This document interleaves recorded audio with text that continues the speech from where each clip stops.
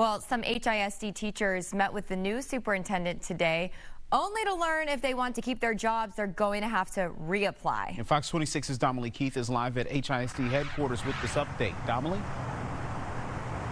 Yeah, I spoke with several teachers who say they left that meeting with the superintendent feeling deflated because they no longer have jobs right now. But I also spoke with the new superintendent, Mike Miles, and he says that isn't entirely true. He says every HISD worker with a contract will still work in the district next year, but they may have to work at a new campus.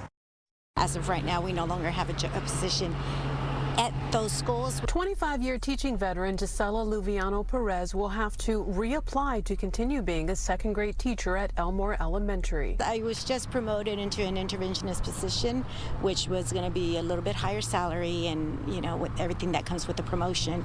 But now, back at square one. Only educators in the nearly 30 HISD schools that are considered priority, including Wheatley High, Cashmere, North Forest, and their feeder schools, will have to reapply for their jobs. Making sure that every school has a high-quality teacher, and that making sure your best performing teachers or most effective teachers are with your lowest performing kids. Those rehired in what will be considered the new education system schools will also get pay raises. If you're a middle school teacher in one of those middle schools, your average salary is going to be $86,000.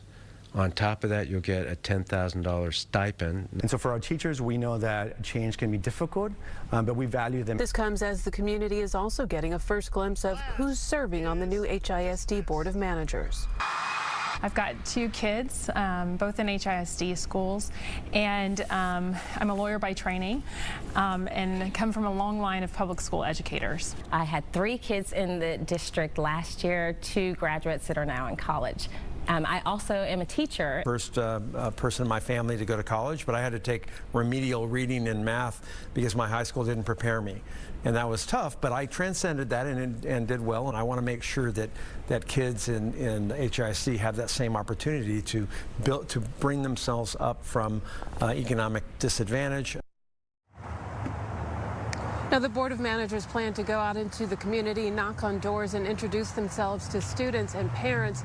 And also, Superintendent Miles says another change will be operating on what he calls the hospital model. And he says, for instance, when doctors are about to perform surgery, they don't have to prep the room and take the patient's blood pressure. He says teachers, it should be the same thing for them. They should have to focus on their instruction. So he says support staff will do things like make copies and come up with the lesson plans so that teachers can focus on teaching.